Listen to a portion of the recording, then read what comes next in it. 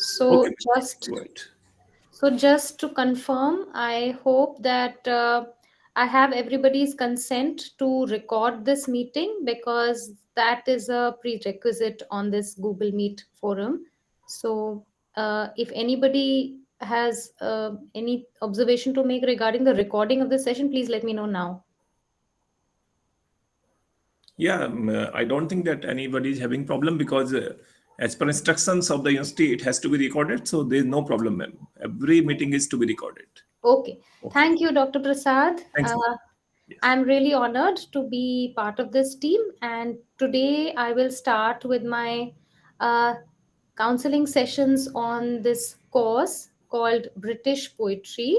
So, with this, I thank you and I welcome all the participants online to this Google Meet forum so that we can start discussing the first topic. The topic today is the age of Chaucer, and I would like all of you to note two things at the outset. One is that I will be sharing a presentation, a PowerPoint presentation with you. So I would like you to look at, in a short while, I will be sharing that PowerPoint presentation and I will be discussing the topic at hand today as I go through the presentation. So please pay attention to your screens. Second is that if there is any query, if there is any observation, any doubt you have regarding the subject at hand, anything that you want to ask me, because during the process of my presentation I may not be able to see the chat box and it may just escape my I may just happen to overlook it because I will be busy presenting at the PowerPoint. I would like you to note down whatever doubts you have, and at the end of the session, I will give you about, it's a 2 hour session, I believe, and we'll keep the final half an hour to take up queries. So please make sure you note down your queries, and then towards the end of the session, we will address every single one of your query separately. Okay, so without further ado, I'm going to start right now, and please look at your screens.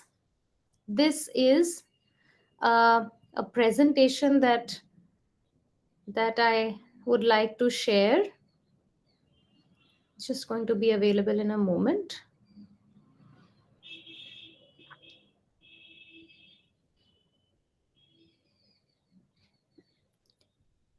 Let me know. Any one person can just speak up and say that you can hear me. You can see the presentation. Yes, ma'am. We see. Okay, thank you. So I will take it We up can from see here. you Yes, clearly. madam, we can hear you clearly. Yes, and can you see the presentation as well, the PowerPoint presentation? Yes, madam. Okay. Okay, please mute yourselves and I'm going to start. So that there is no echoing of voices, I will request everybody to please mute themselves and we will open this forum for dialogue towards the final half an hour. Okay, so the first thing we need to talk about is today's discussion is on the age of Chaucer. I will introduce the age of Chaucer to you. This is a very important age in terms of the historical background of this age. And then we will introduce two works by Chaucer. One is the Prologue to Canterbury Tales, and the other is the Nun's Priest's Tale.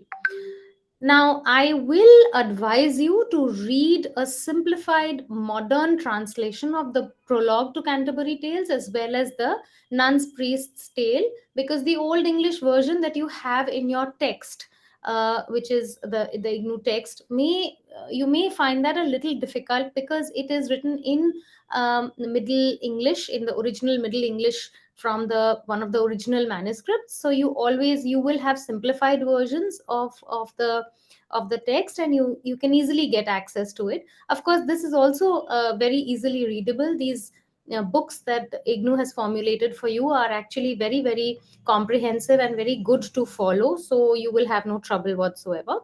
Now, we will first focus on a brief overview of the medieval period, the 14th century.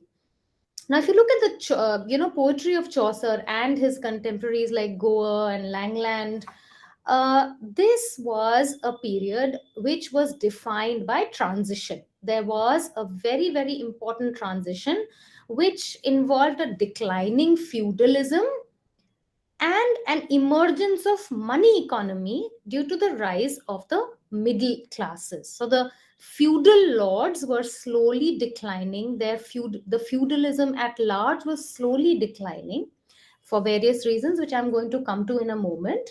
And there was a rise of a new class, a nouveau riche class, a new business class of people, which was a result of the emerging money economy. And that was characterized by the rise of middle classes.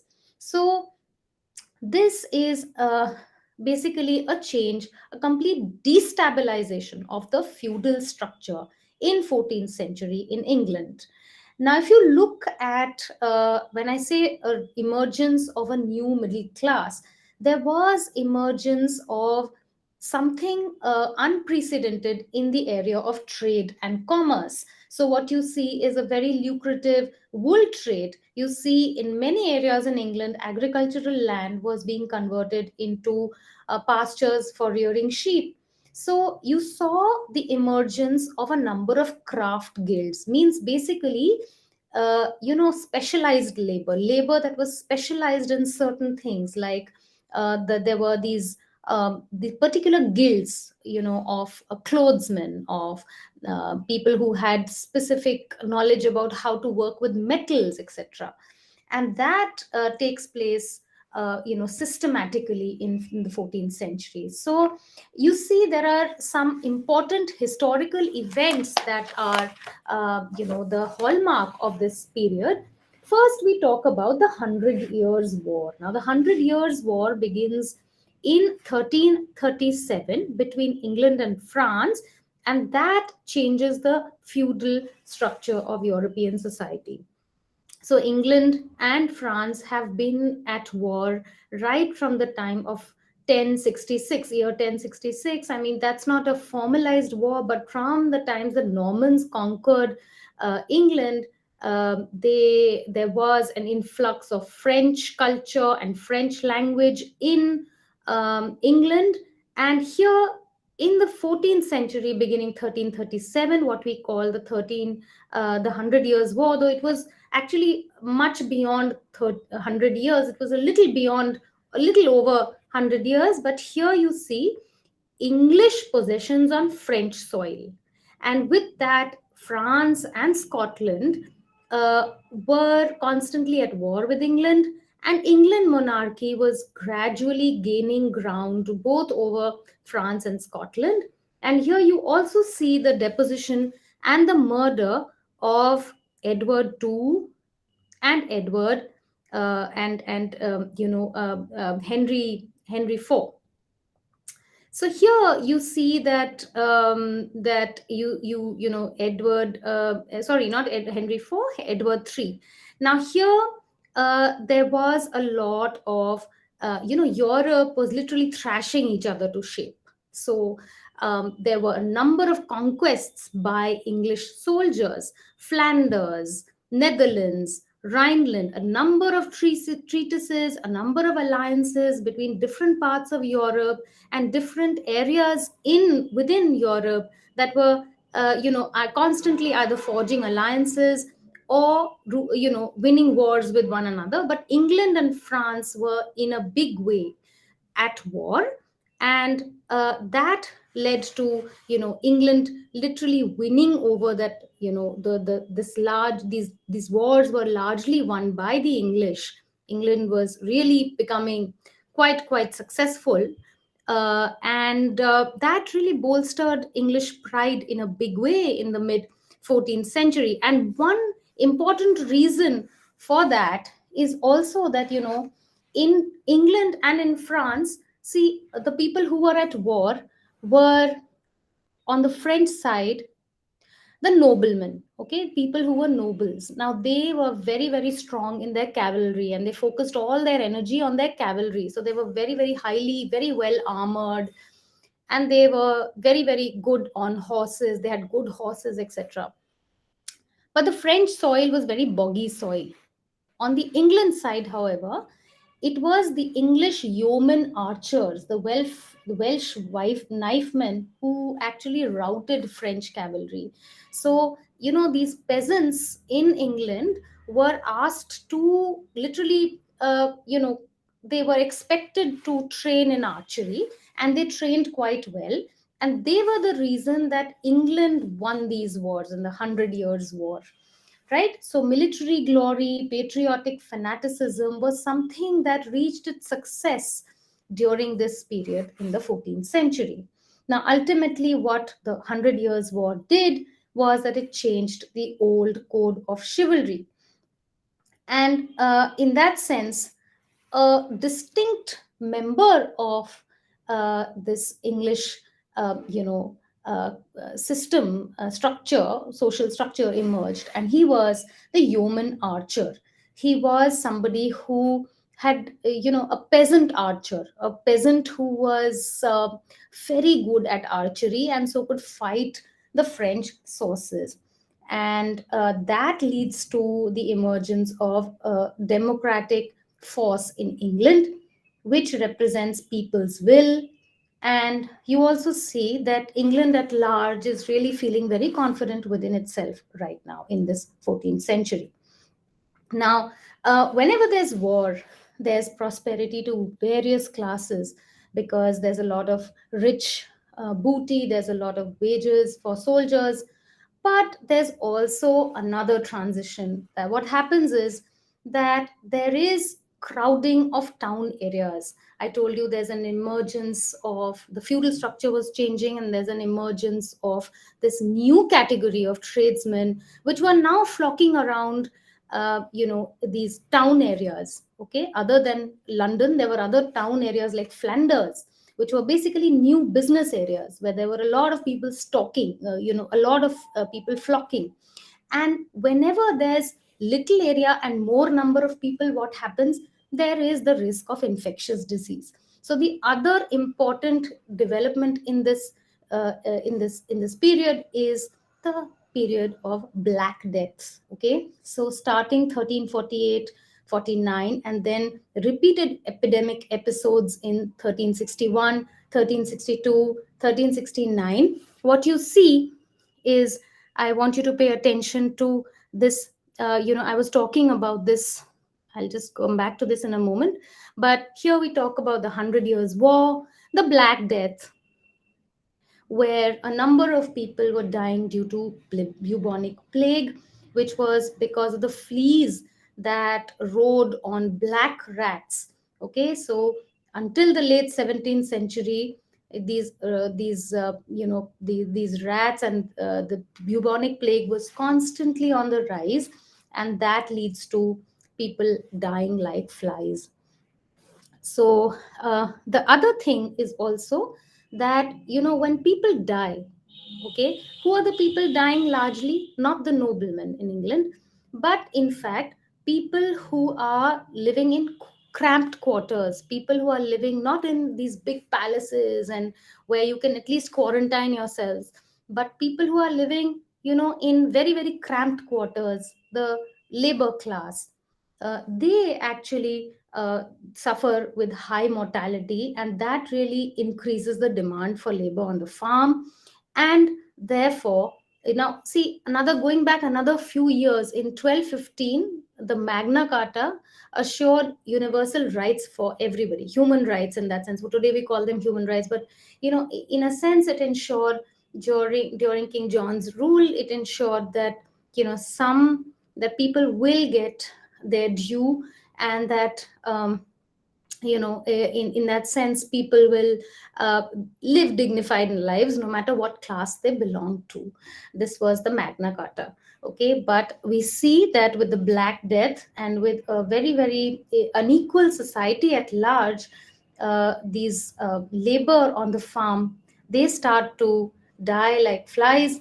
And with that, we see that a lot of laborers, they start, they start demanding, better wages. They're very restless, they're very discontented, and they start revolting. And in 1381, under the the leadership of Wat Tyler.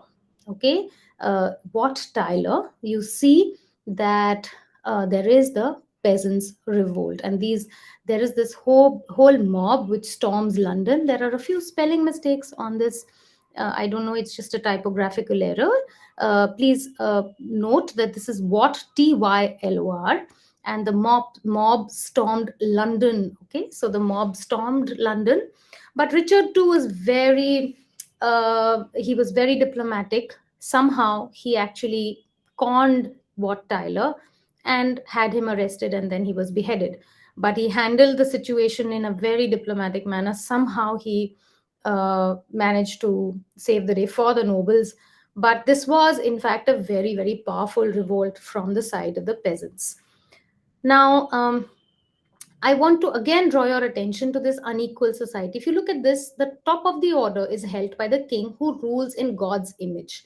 Okay, he believes that he is ruling in God's image and therefore he has divine right. He's ruling by divine right.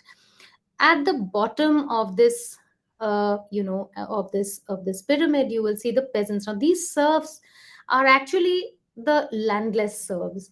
They don't have rights at all, and they're the ones who primarily come up with this revolt, because they are living abject conditions, and suddenly they see that their population is extremely discontented because they're the ones who are dying in large numbers, and yet they're the ones who have no rights whatsoever.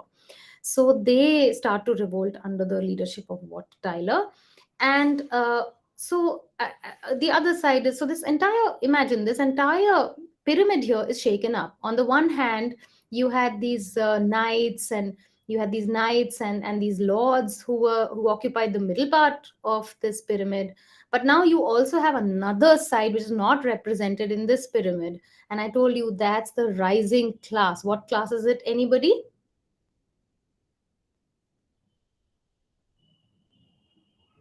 Unmute yourselves and tell me what class is emerging.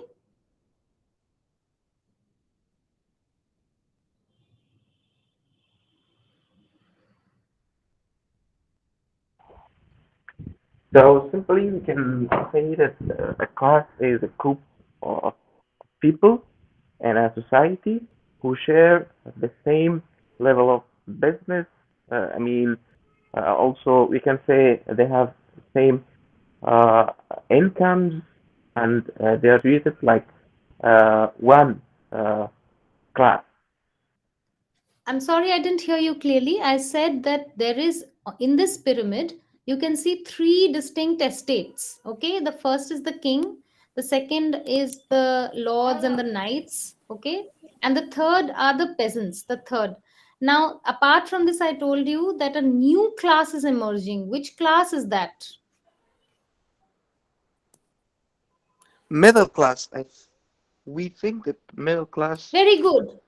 Very good. Very good. The new middle classes, the middle classes which are, who was that? Please tell me your name. That was very good. Uh, I'm Shahabuddin Adib. Okay. Okay. Shabuddin, that's very good. It's the middle classes, it's the business class. Now, please, I request you to mute yourselves again. Okay. So that means that that's a good answer. Now, we see that these are the three main events that, I wanted to draw your attention to when we were speaking of the historical context of the Second World War. And I told you that Edward III and Richard II were the two kings that were deposed and murdered in the 14th century. Now you must see the peasants revolt in this background. You again, now I will draw your attention to the church and and religion of the times. Now see, we have already discussed that there were these there was a rise in the middle class. There was a destabilization of feudal society. At the same time, the church ecclesiasts were actually supportive of many ecclesiastical posts also fell vacant, during this period of high mortality because of the black deaths.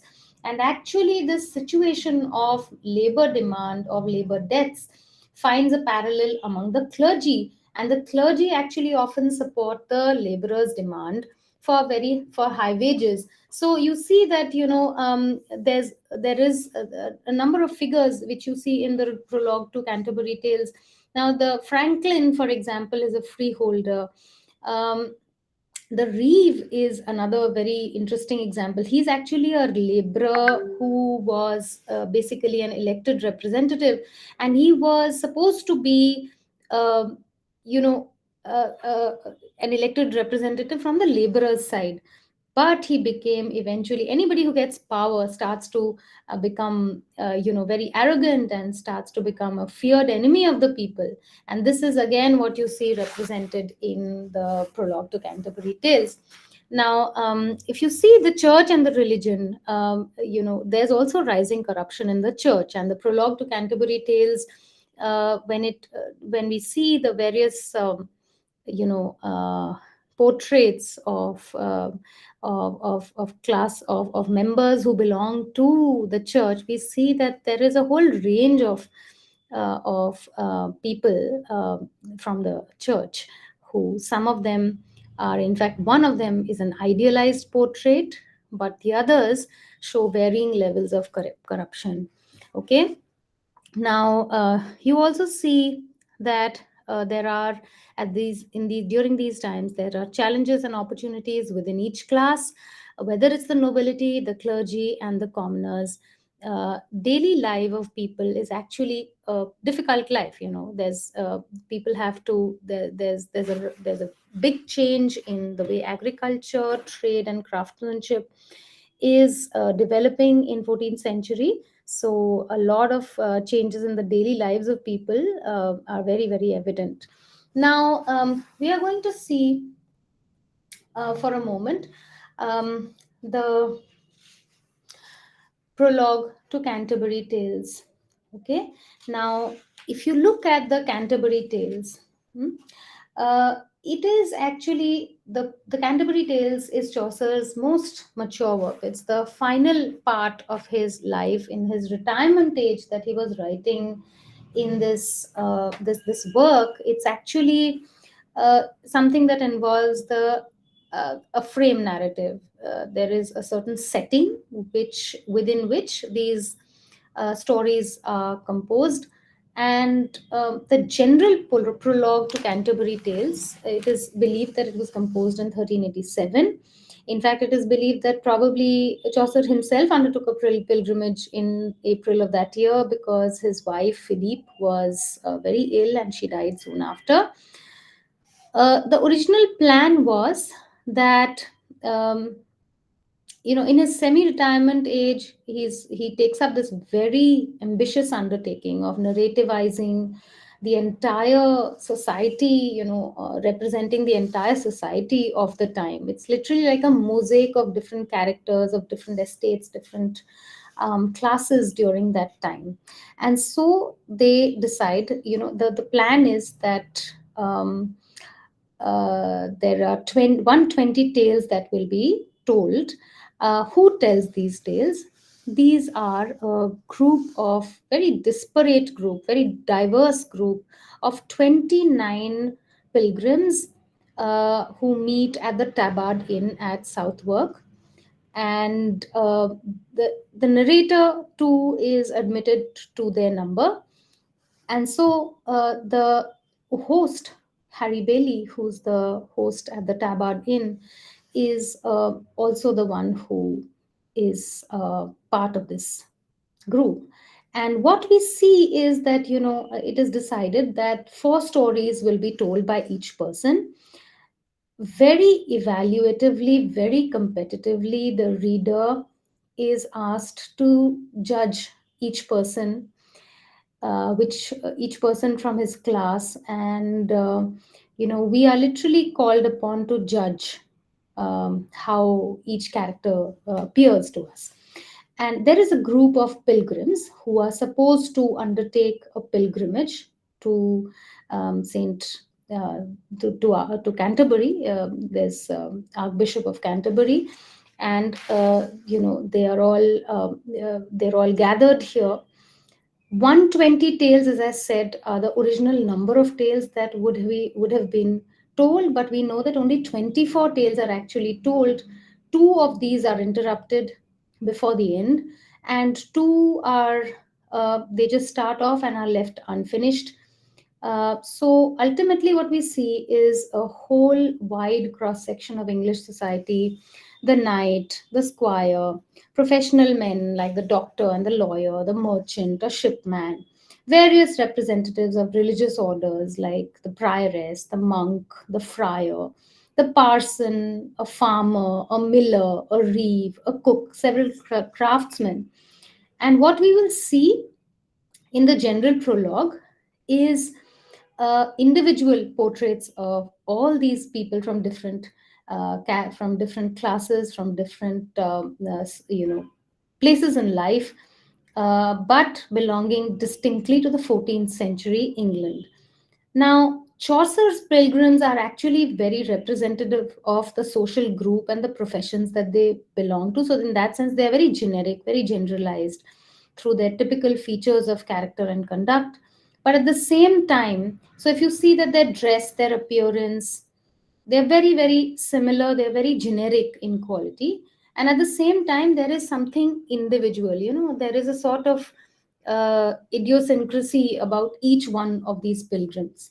So that you see very evident. Now, Harry Bailey asks them to draw lots, and the lots, depending on who gets which number, these pilgrims are supposed to tell tales. And I said these tales are very competitive. They want to win. Everybody wants to be a winner. His story, he wants to be the best in this entire group. What does this idea of pilgrimage as a narrative framework do?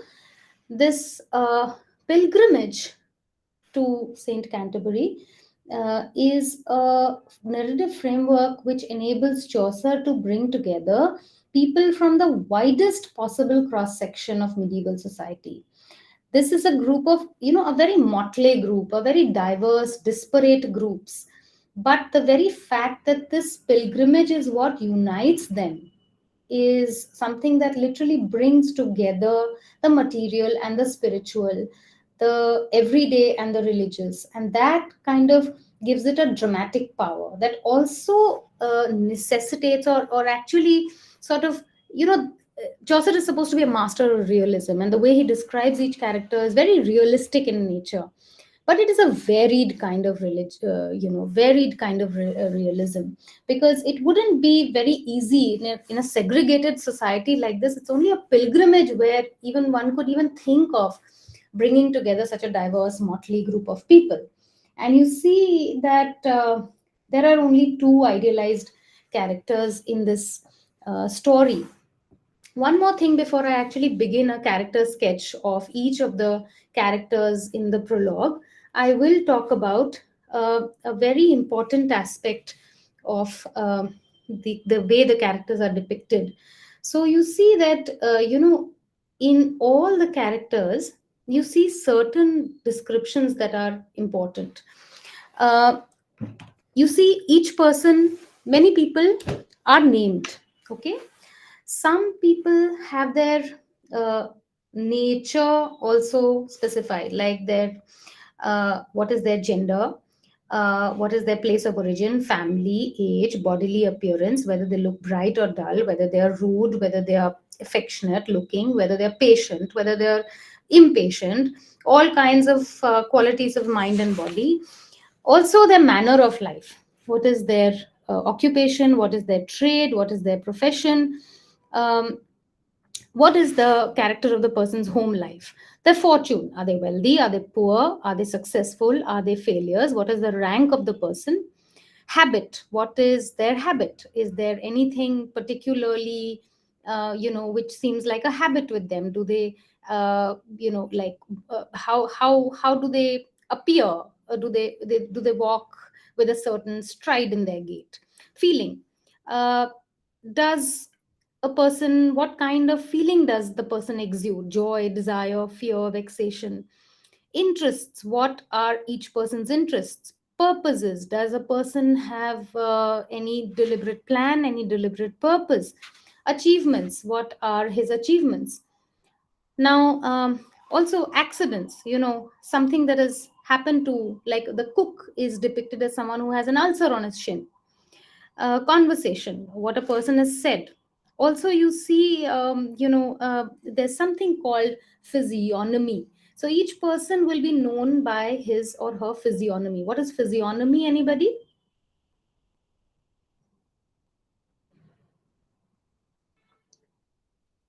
Okay, I'll tell you. Physiognomy is the idea that the facial features and body type determine a person's character and morals. So, physiognomy does not look at the inner self, the heart, but it focuses on the physical aspects of a person. So, how a character or a person portrays themselves through the clothes they wear, how their face looks, these physical traits, as if they are, the so the physiognomist, what will he do? He will study the face and the body, and that seems to depict a person's character. The face and the body are supposed to reveal a person's character, and you see that in the way that these characters are depicted here. Okay, so description of the characters, their clothes, their material, as if to say that that indicates how they really are, their physical features. For example, if you look at the way the prioress is, particularly in the description of the prioress, her nose is elegant, her eyes are glass gray, her mouth is very small but soft and red, her forehead is, very, very, it's a span across, it's a large forehead. And the clothes she wears, her facial structure, her behavior, that also indicates the way she speaks. Her voice is a bit nasal, and that indicates a sense of disapproval by Chaucer, because after all, she's supposed to be the prioress. She's supposed to be a purely, a figure of the church, a figure devoted and cloistered within the religious scheme of things, within the a church.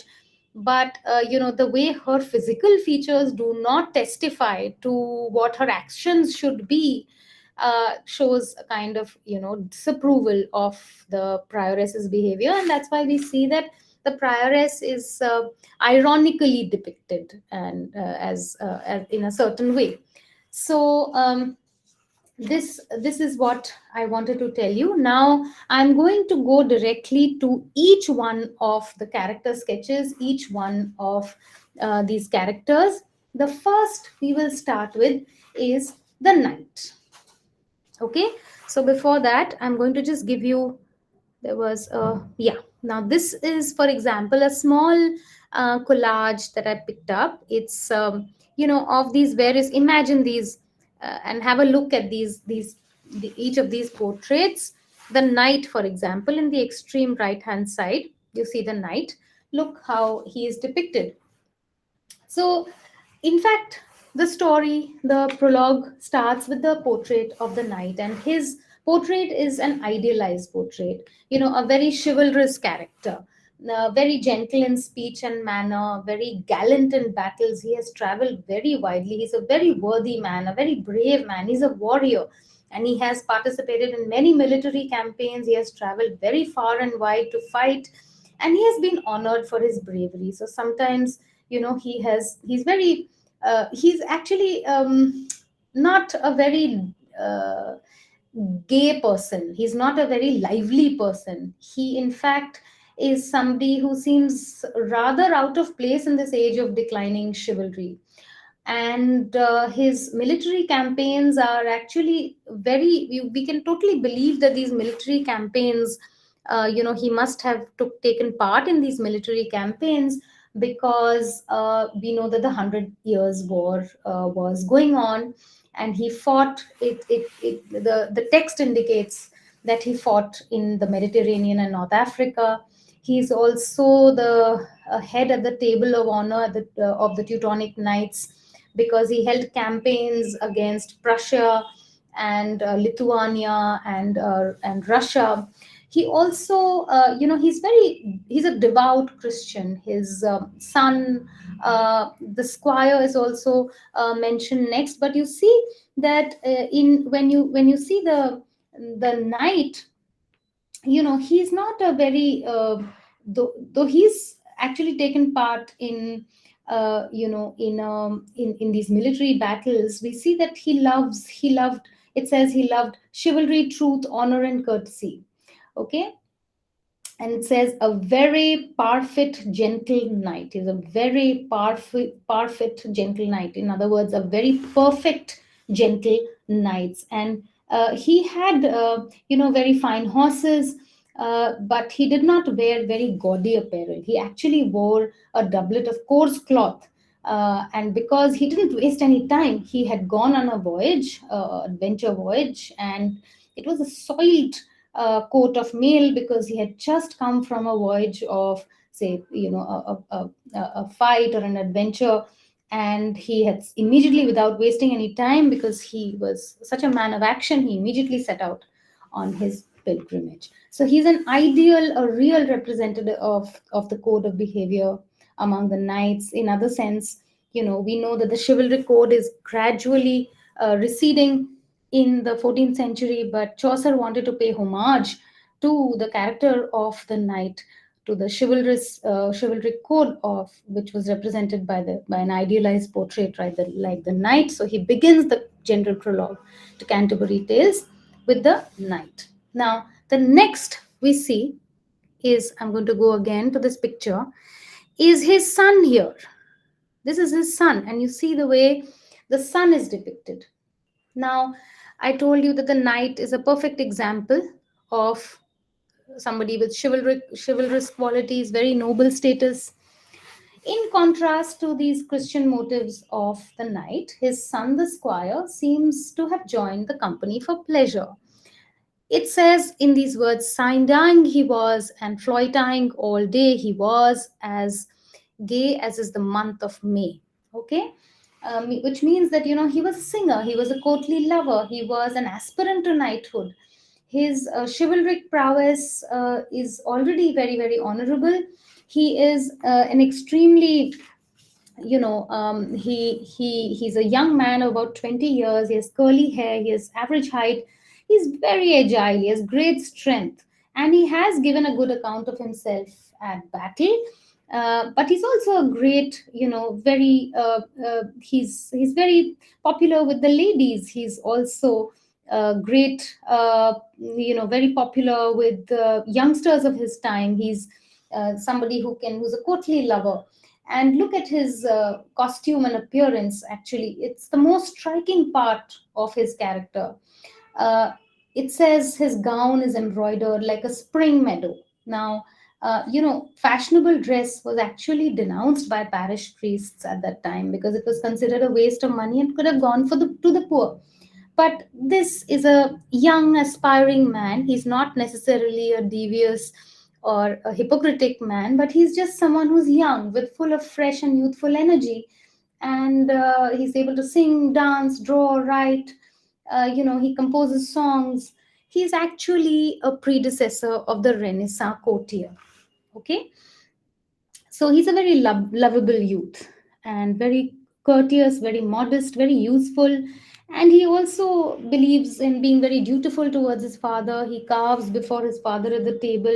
He, is a man of the knight. We see is a man of maturity, dignity. And in contrast, the squire is characterized by a lot of youthful enthusiasm, with a lot of love for the way he dresses and the way he tends to music and the arts. The next figure is that of the yeoman. Now, the yeoman, I told you, is a unique figure in England at the time. He actually is the reason that England wins in the Hundred Years' War, because he is actually someone who's one of the small substantial landholders. So he wears a green dress and has a green horn, and he has the talisman image of Saint Christopher, which is the patron saint of foresters and travelers. So he was also a gamekeeper by profession. Now, I told you that he was an excellent archer. Okay, so he had a long bow and a mighty bow and arrows and an arm guard and a sword and a shield and a dagger. So he actually was the person that England could really have a lot of pride in, because he was not someone, he's literally like a very good forester. He had very keen powers of observation. He could see. He had all these various swords, buckler, a dagger, a horn, and he could handle his equipment with great efficiency. His arrows did not droop when they were in flight. In fact, he would just hit the target. His eye was always on the ball, and his hair was cut very short. He had a brown face, tanned face, a man of action. And he literally carried his medal of Saint Christopher, as if that was a big, it was something that denoted his gallantry. So it was something that he like a medal show, a silver medal show, that a man of substance alone could carry. Now, if you look at the next figure that's depicted, it is the prioress, and the prioress actually is supposed to be a woman of religion. Now, the characterization of the prioress is very interesting. You must understand her social rank. Okay, she comes from this upper class family. Now also, I'll digress a little bit. See, women in 14th century, whether they were from the upper classes or from the middle and lower classes, they lived lives which were very subservient to the men in society. And it's just that, so their lives were very segregated. They had to remain limited to the home and the hearth, and the outside world, the world of work was not easily accessible to them. So for them, life was really something that they had to live a very hard life. And at least among the upper classes, women had some resort to, at least they did not have to indulge in menial manual labor. But among the lower classes, that was what they had to do. They also had a lot of menial and manual labor to do, and they were definitely not given the liberty to travel independently, or and they had to be married, and childbearing was what they were mainly to be concerned with. That was the role of women in 14th century England. Now, when that happens, see, the prioress is a unique figure in that sense, very subtly drawn, because she is from an upper class woman. But people even from peasant class and artisan classes were easily married because they brought dowry. What kind of dowry? The dowry of labor. But for the nobility, dowry meant you had to have good connections, you had to have good family connections. But now we see that the knights, the whole chivalry code was rapidly, getting depleted and destabilized, and this whole structure, feudal structure, was rapidly on the decline. And you see that a lot of upper class noblemen landed up with unmarried daughters, and they had to take refuge in a nunnery. They had to spend lives as nuns. At least there they got a life of material comfort, and at least there they lived with some amount of spiritual contentment. Again, if women had to, either they could get the only way for them to have an upward mobility in society was through marriage. So it was a very class based society even then. Now, the Chaucer's prioress actually is supposed to be a woman of religion, and that way she supposed to be the charge, she's supposed to have the charge of a priory. And a person like that should is always, supposed to be treated as someone who's above and beyond material comforts. But in fact, when we see the depiction here, she possesses a number of worldly accomplishments.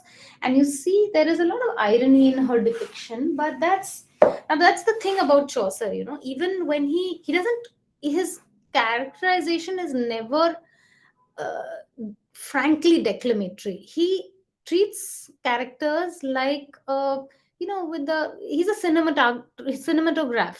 He treats people from a certain distance. He's not frankly criticizing them or being vituperative towards them, or meanly just saying that, well, declamatory sentences, declaiming this is wrong, this is right, passing judgments. He's not there to pass judgment. He's just there to, maybe with a little rap on the wrist, he might just let off some people a little more than the others. But if he does depict people, it's more with affection, with a sense of irony at best. Okay, so the prioress, when he describes her, he says that, see, it says that the prioress is someone who's supposed to be a figure, and we're told that she's supposed to be full of charity and pity. But the illustration that Chaucer gives of her charity and pity concern not other people but pet dogs. So her dogs are fed with roasted meat, they are fed with milk and bread of the finest quality. And when did she weep? She wept most bitterly if any of the dogs died, or if some dog was hit with a stick. So her charity seems to us more or less misdirected, because the roasted meat, the milk, and the bread, finest quality roasted meat and milk and bread, people never got to eat. So this is a very ironic implication that we see in the prioress. She's also fully instructed in the manners to be observed at mealtimes. She doesn't let, very dainty, doesn't let a morsel of food fall from her mouth. She doesn't dip her fingers deep in the sauce. There's no trace that of grease that can be seen on her cup. If she sips a drink from it, she would wipe her lips clean, picks up the food in a very well bred manner. She takes a lot of pains to follow the behavior that is royal behavior. And there's a lot of in the way that she has these very fine manners. She's supposed to be, the phrase says, she is simple and sweet in her smiling, but what is her greatest oath? By Saint Loy. Now, she is actually, the church literally forbade a person like the prioress to go on a pilgrimage. So, she was not supposed to come out of cloistered life. She's not supposed to possess pets. So the money that is needed for the upkeep of a figure like the prioress could easily have been used for more egalitarian sources. But what we see here is Chaucer describes her beauty, her dress, her dainty habits, and the way that he describes her fluted wimple. She carries an ornamental rosary and a brooch, and if you see, she's literally modeled like the heroine of a courtly romance. Her name is Madame Eglantine. Okay, even her French is slightly satirized. Her French is something that she's picked up in this English nunnery as sort of pretense. She it indicates a kind of very, there's a sort of moral apathy that we see. And when we combine that with the false delicacy that she displays, very sentimental charity. She will extend her charity not to people but to animals, who are her pets. Okay, so weeps easily, as if to say she's so tender. So it's a very sensualized image of a religious female figure who's supposed to be all chaste, and who's supposed to she is supposed to be very very strict with her behavior. But she wears a brooch, and the motto on that brooch says love conquers all. Now this love conquers all has a, could be a double entendre. It could mean two things. It could mean carnal love, or it could mean divine love, and that is left for the audience to figure.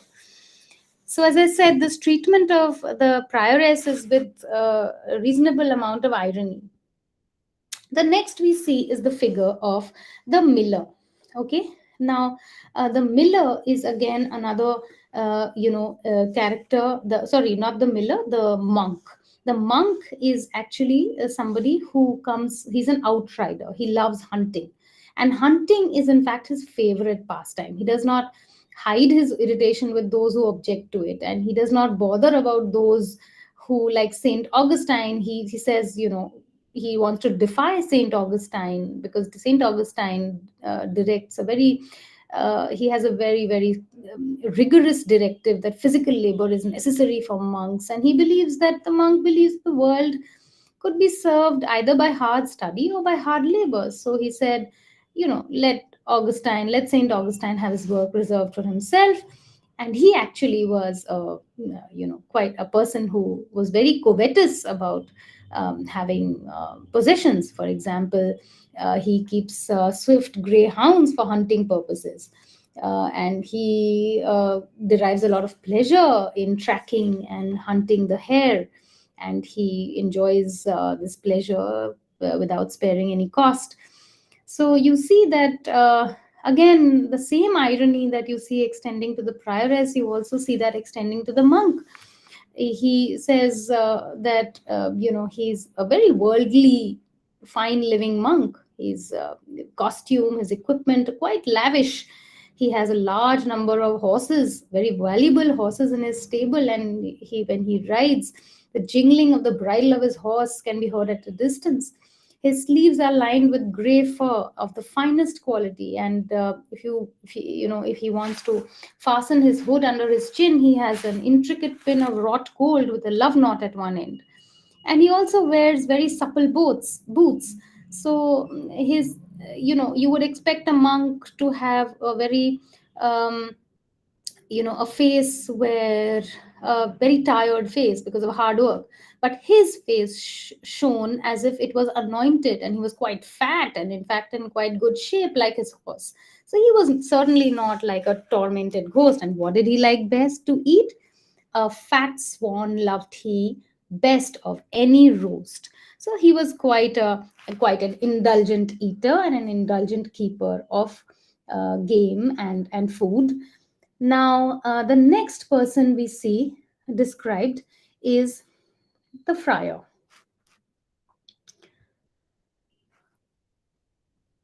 Yeah, the friar. I think I've changed the order a little bit, but nevertheless, the friar. So the friar. mm,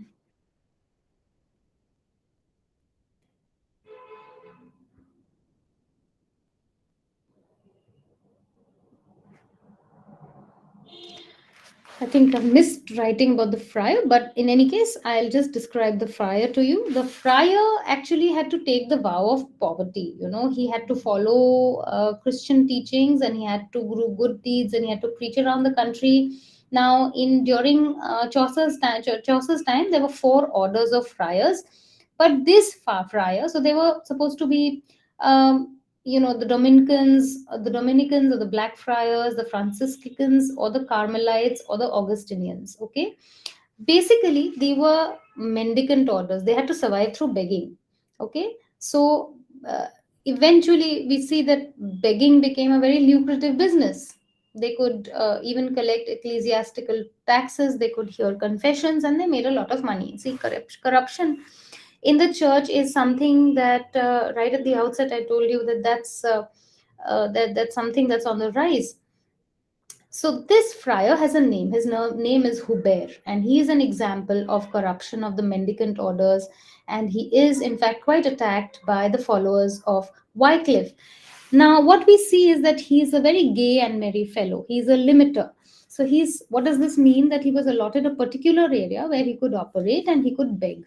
So the friar paid for the right to beg in this area, and no other friar was allowed to beg in this area. So religious begging had become quite profitable during this time. And we see that Chaucer tells us that nobody is capable of begging, of gossip, and of flattery as this particular individual. Okay, Hubert. And this Hubert had performed a large number of marriages of young women at his own cost. And it's also hinted that, probably because of his lecherous behavior, he landed them up in a situation where he had to end up having them married, because they probably served his mistresses to him. That's a clout he enjoyed in his town. And this is, this irony is slightly more pronounced in the case of the friar. The way that the friar is treated, we know that the prior is authorized by a papal license to hear confessions. So he was very sweet at hearing confessions, and he would grant absolution from those confessions. and in return he would get a good remuneration. So he would very boldly assert that, if a sinner was repentant of his sins, he may as well have given money to poor friars than rather than just shedding tears of repentance. So again, he was a very immoral person. He used fair language to win the favor of women, and sometimes when the language failed, he tried to win them over with ornamental knives, with brooch pins. And he, in fact, was very popular among the taverns and the barmaids of every town. He knew all the lepers, the beggars, the seedy side of society was where he easily, he easily made his way. And he always came up with some excuse or the other. But what we see, in fact, is the richness of the friar's dress. That is what Chaucer draws attention to. And if you see that, he did not actually think it fitting that a great man, a worthy man like him, now that he's got a lot of wealth, he's hoarded a lot of wealth, he feels it's not fitting that a worthy man like him should be acquainted with sick lepers, because that would bring him no profit. He might as well deal with rich people and with sellers of food. So all false courtesy, very humble but false humility, very devious, very hypocritical in that sense, frankly hypocritical. So it says that, very ironically, Chaucer says nobody is as virtuous as him, but actually the distinction between action and speech is so wide that we get to see what Chaucer actually implies when he says this. Okay, so he was very good at settling disputes, and he actually leveraged his ability to settle these disputes publicly by getting money. Okay, so he was immoral, very corrupt, and at the same time, despite making all these observations, the way Chaucer sees him, he somehow sees the likability in the friar. He even points out the friar's love of music and song. He even says he has a merry voice and that he could play on a fiddle. So these are the aspects of the friar. Now, the other person that the Chaucer describes is the um, merchant. Now, the merchant is actually depicted as a typical businessman. He expresses his opinions very solemnly. He always claims an increase in his business profits. How? He always hikes up his business profits. He always claims much more than he has actually profited. So he's not, he's very, quite a slick speaker. He's very glib. He has the gift of the gab, and he's an exporter of woolen hides. So he's very anxious that, what is happening between the shipping routes between England and Netherlands. He's always keeping a close watch at the prices. He's probably also a speculator. He's probably someone who's guilty of speculating. And this man is, in fact, otherwise he seemed to be, he's not quite upright in his business dealings. He knows how to sell at a profit. He's dealing with France, and he's making profits with different countries, and he knows how to lend money on interest and earn profit out of that. Also, the church at this time actually condemned usury, which is the making of money in a devious sort of underground transaction by gaining money on interest. That's supposed to be heresy. That's supposed to be a wrong thing to do. Now this he says that he's always very composed. The merchant is always very composed. He's always, even if he's going to suffer a loss, he's somehow, his demeanor is such, he can literally fool people, and then very good at playing poker in that sense. Okay, so he has conducted his deals and bargains and borrowings with such dignity that nobody ever comes to know that he's actually in debt. So he says, but despite everything, the merchant is truly, he says, and I quote, a worthy man. And that is said in quite a tongue-in-cheek manner.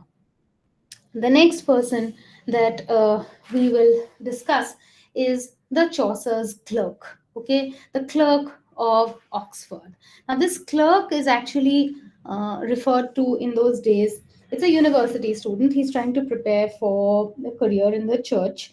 and he's an ecclesiastical student. He might be regarded as a member of clergy who's trying to engage in advanced studies, and has not yet been appointed to an ecclesiastical post with remuneration. So he's really not, he was not worldly enough to seek this appointment, and the whole description of his character is actually based on a notion of a very dedicated, very devoted, scholarly person. Okay, so he is actually quite a just give me a minute. I hope I can.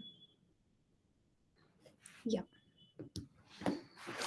So, I hope you all are able to hear me. I'm just hoping that you all are able to hear me. One of you, please just unmute yourselves and let me know if I'm audible. Yeah, Yeah, ma'am, you're you're audible. audible. Yeah, Okay, thank you. Didi, you are audible. Okay. Um, Right. So, he is quite a dedicated, scholarly, unworldly person. He's devoted to the works of Aristotle. Imagine this person who's, literally buried in books. All he possesses is a large library of books. Otherwise, he has no other worldly possession. All he occupies, all he has is, big works of big extended volumes of books. And this sort of extended scholarship was financially very, very difficult, because a scholar had very few ways of supporting himself except through gifts.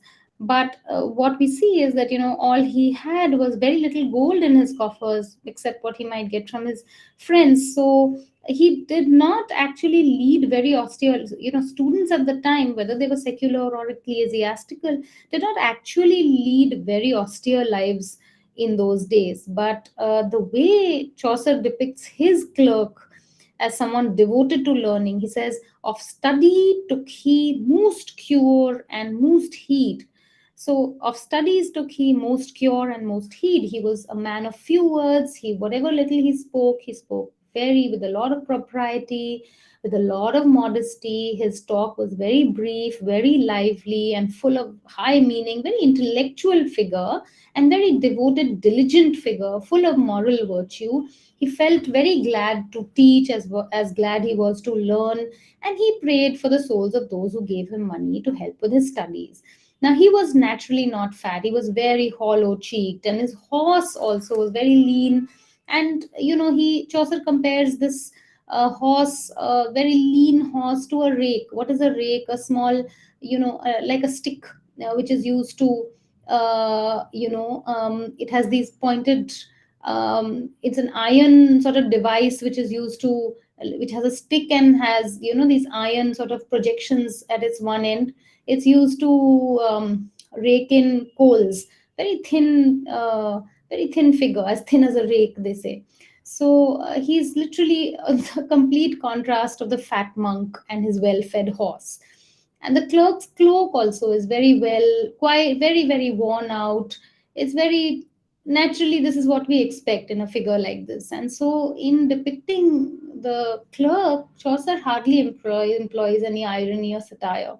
So what you see in all these that I've told you is an example of, one thing is there's a frame tale, there's a certain frame tale narrative, in the sense a pilgrimage is used as a sort of building ground for this entire flock of people to settle at one place, and then that becomes a device for Chaucer to tell his story further.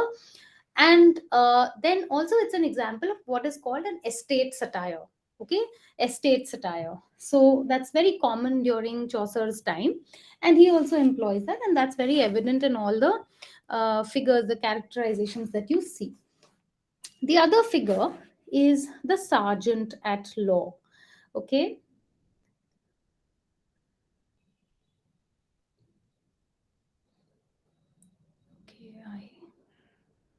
The sergeant at law. Okay. Now, the sergeant at law is one of the king's legal servants, and he's only chosen from somebody who's a barrister at least of 16 years standing. So you see that, these are chosen as judges in courts, and these are, sergeants who were not judges could actually continue to plead in court, and they could obtain fees and robes from suitors. So they gained a lot of wealth, sometimes fairly, sometimes unfairly, and they were able to acquire a lot of landed property, and they could purchase a lot of land because they knew all the rules of law. And also they could, participate in businesses because they knew at very close hand what was the right side. They knew the loopholes in law. So, they were very rich, they owned a lot of land and a lot of property and resources. And this is someone who actually he was a very powerful lawyer. He had been at the parvis, the porch of St. Paul's Cathedral, a very prestigious position, and he had been appointed a judge by patent, that king's letters patent. So that he was a king's appointee, that gave him jurisdiction over all kind of cases. So he was very widely experienced, he was well versed in all statutes, and very, very adept at, very well read in terms of cases and judgments.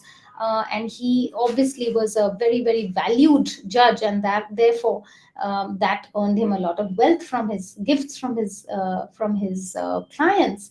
And Chaucer actually praises his knowledge and wisdom, but also at the same time also kind of treats him with a little irony that this lawyer put on an air of being busier than he actually was. And he's an example of someone who has um, access to upward mobility. See, he's not a feudal lord, he's not an aristocrat, and yet is capable of becoming a landed gentleman. He is capable of, in other words, destabilizing that pyramid that I spoke about. He's bought a lot of land, and he's aimed at becoming a landed gentleman. And he can buy any amount of property. He is someone who has knowledge on his side, and he also has a large number of robes, a lot of wealth from his clients. So he appears also somebody very regal, somebody who can plead people's cases and get them profits. So he did not. It's very, he Chaucer hints that uh, the lawyer does not acquire all his property by honest means alone. In fact, many of Chaucer's contemporaries, it was seen that they denounced lawyers for promoting legal conflicts and bribing those who used false evidences and using law to get control of lands. So, we see that very evident in this figure of the lawyer. It's quite a, quite the way he rode his horse, and the way he wore his dress. He wore this motley coat, which was belted with a girdle of silk with small stripes, very pretentious dress. The next figure we see is the Franklin. The Franklin actually is a free tenant of the crown who holds his land without any obligation of military service or rent. The Franklin, we see the way he's described, he has a white beard and a sanguine complexion. What is sanguine? A ruddy complexion. He actually is very Epicurean. Epicurean means somebody who's very indulgent, somebody who believes in the god of pleasure. So he believes that pleasure is the basis of perfect happiness, and that it's important to live very pleasurably because it's the custom. And so he believes in the good things in life. He would begin his morning with a rich dish, a sop of wine, and the finest food and drink, and they were all available at his house. He his name was Saint Julian. And in fact, it's not that his name was Saint Julian. He was very hospitable, and therefore, Chaucer ironically mentions that he may as well have been called Saint Julian. Saint Julian was actually a patron saint of hospitality. So he's someone who has a very good table, a large table. He bears abundance of eatables and wines in his house. And one would think that, it snowed in his house with meat and drink. So he changed his meals according to seasons. He had many fat partridges in his baskets. And he cultivated many kinds of fish. He had his own ponds with fish, and his sauces were pungent and sharp, and his table was very, very elaborate. So he was a very substantial person in every way. He presided at sessions of justices of the peace. He had been a member of parliament. He also worked as a sheriff, as a treasurer, and it says no was nowhere switch a worthy vavassor. There, what it means is there was nowhere such a worthy vassal. He was a very, treated ironically, but a very indulgent person, love for hospitality. Then you see, I told you, we talked about guildsmen. Now, the five guildsmen that are depicted by Chaucer again are representative of this nouveau riche class that is newly gaining momentum in 14th century England society. The guildsmen are very, they are very competitive with each other. As I said, these guilds are very competitive. The wool guild, the metal guild, and they're all very smartly dressed in clothes that each guild will wear similar kind of livery, each, because that indicates the fraternity to which they belong.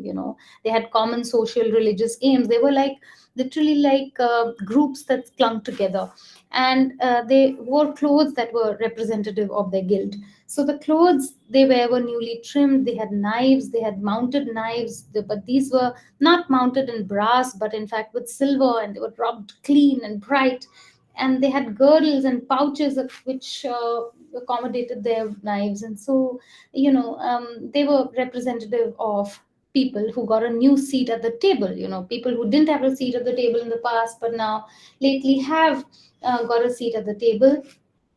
And you see that they had a lot of property. They were gradually getting property quite ambitious, and you could see that they in fact were very, Chaucer gives us a very genial picture of the well-to-do craftsmen and burgesses, and they were very conscious of their civic wisdom. They had their pockets full, and they even their wives, Chaucer doesn't leave a chance of observing their wives who accompanied them, and they too were very ambitious, and they wanted to be called madam. So here, it's a very wifely trait that Chaucer wants to discuss,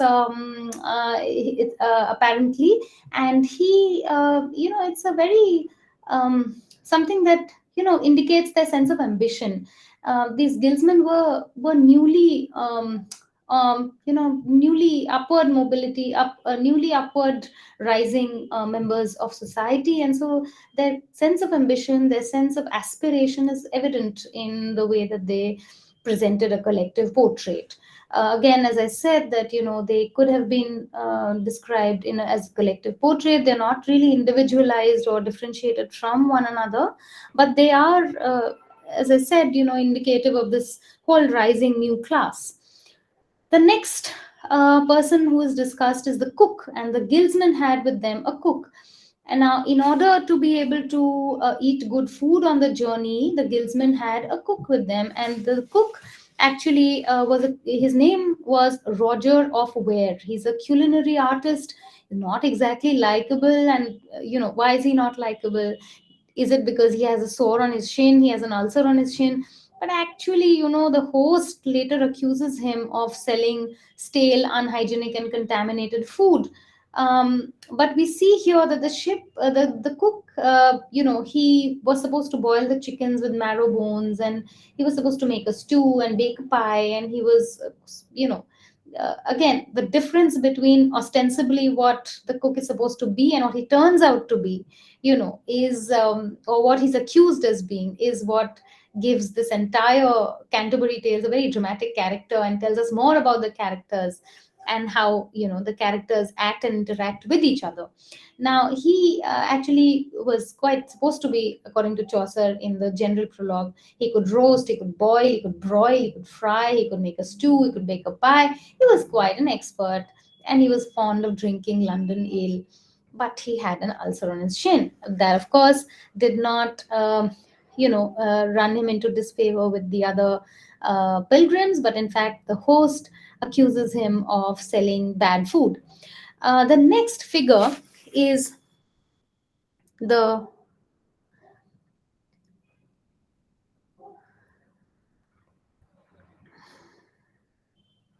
is the shipman. The shipman is the owner of a vessel which is um, which is called Madeleine.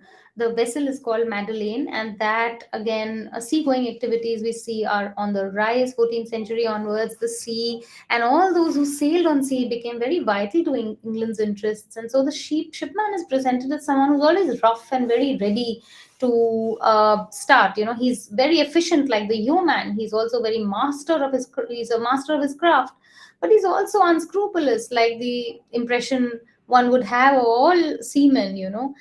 So he was a pirate, and he was unlawfully, he would attack other vessels at sea. And so he was really quite a criminal, because if he landed up in a skirmish with other sea people at sea, he would drown his prisoners and take them prisoners, drown them, and apparently that was quite a practice in the time.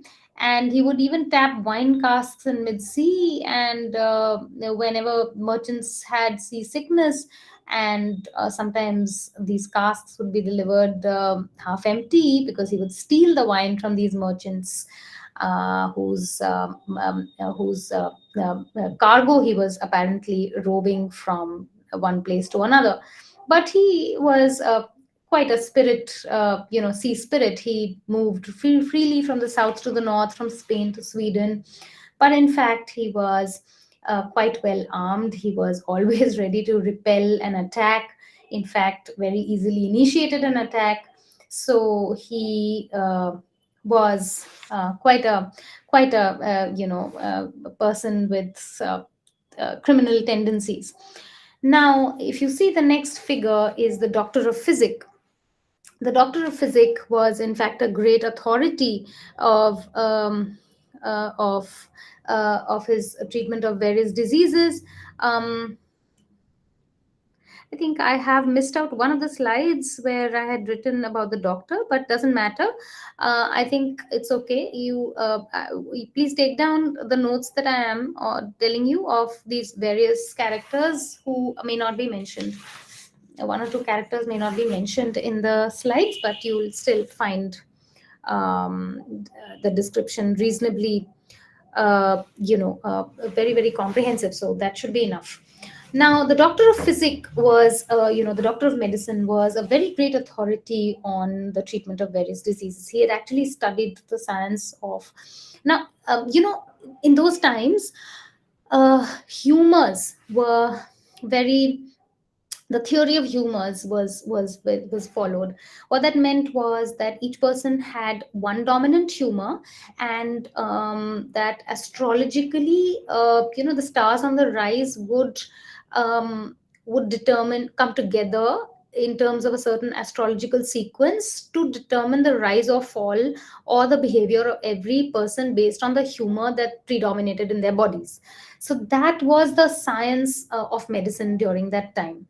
Okay, and this, therefore, the influence of stars on human affairs was considered very, very important on the health of individuals. And the doctor of physics actually watched his patients very carefully during the time of different conjunctions of these planets, so that he could apply his remedies at the opportune moment, at the appropriate moment. And he was very skillful in choosing those talismans for his patients. He was very knowledgeable in curing sicknesses. He could judge if a person was really sick because of which humor, and he could really his diagnosis was very good, something we review about even today. Having said that, Chaucer also brings in his element of irony and says, that all the chemists in England were ready to bring him drugs and medicines because they helped each other to make mutual profits, something that we know of even today in the global world, where doctors and chemists often tend to benefit each other, and have this commission basis arrangement between each other. But even when we talk of large transnational, these drug people, who they can sort of curry favor with doctors, and they can sort of form these alliances and allegiances. Now, the friendship between him and them was of long standing, and the physician knew that the authors of these texts, main texts of medicine of the time, Asclepius, Hippocrates, and others. And his knowledge of the Bible was very meager, because he was, in religious terms, he was, quite a skeptic. He was not a believer. He was moderate in his diet, and he took only those foods which were nourishing and were digestible. And he was, in fact, quite miserly, and he had saved a lot of money, especially because he was the biggest beneficiary of one of the most debilitating historical contexts of the time. I told you about the plague, bubonic plague, and that, was what killed several people, but actually, enriched his pockets, the chemist's pockets, the doctor of physics pockets. And he loved gold. Gold was his favorite medicine, because amongst all the ingredients of various medicines, gold was his favorite. Now, that's the touch of irony that I was talking about. The next, we talk of the wife of Bath. Now, the wife of Bath is quite an outspoken character, one of the most famous characters in Chaucer. And what you see is that she was actually quite deaf. She had a great talent for cloth making. She possessed this craft, a very superior quality of craft compared to the workers of Ypres and Ghent. And there was no woman who dared to actually go to the collection box in the church before the wife of Bath. So if anybody dared to do so, the wife of Bath was, she was quite irascible. She had married 5 times, she had 5 husbands, and she had also had several other lovers in her youth. So she had quite a range of matrimonial experiences. Now, see, you see here the way the women characters are depicted. One is the prioress, and this is the second character, the wife of Bath, depicted in a sense, with a sense of irony, and also, as agents for challenging forms of forms of womanhood that were prevalent in the time. Now, she is, again, this is one of those experiences, this pilgrimage where she has gone alone. It's one of the longest on which she has gone alone. She's quite an amorous and worldly figure. It would be unusual for her to go on holy shrines, but yet this is one, pilgrimage actually as a social excursion in the 14th century becomes, in fact, more than a religious act, a fact that gives a chance for people who otherwise can't undertake such social excursion.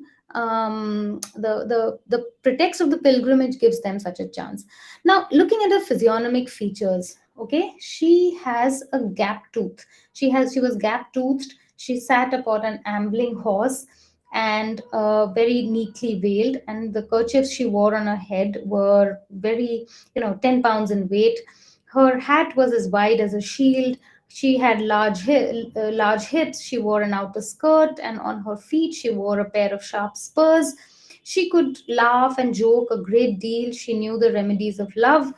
Now, if you see, actually, she is a very socially real figure.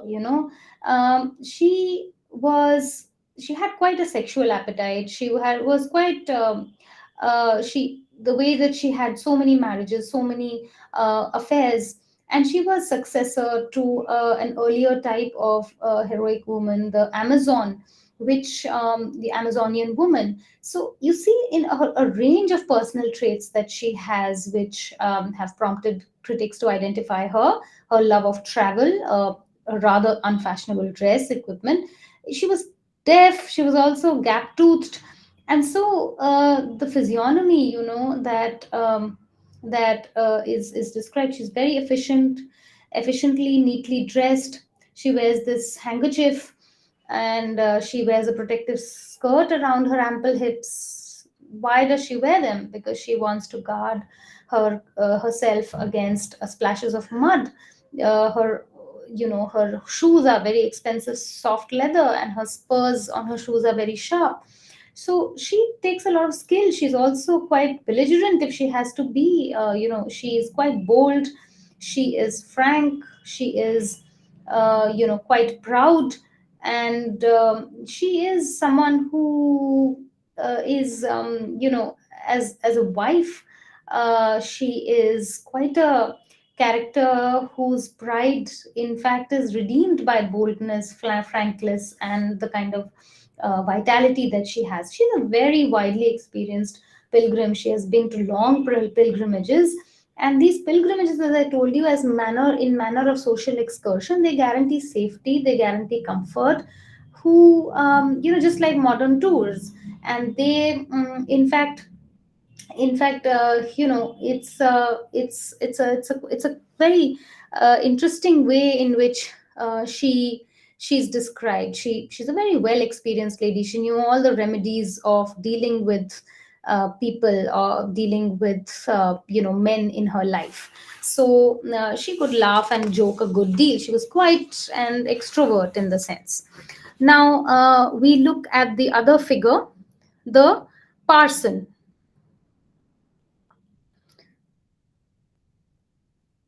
The parson is a study in sheer goodness. The parson is in fact the figure. Now see, the story actually starts, the first tale.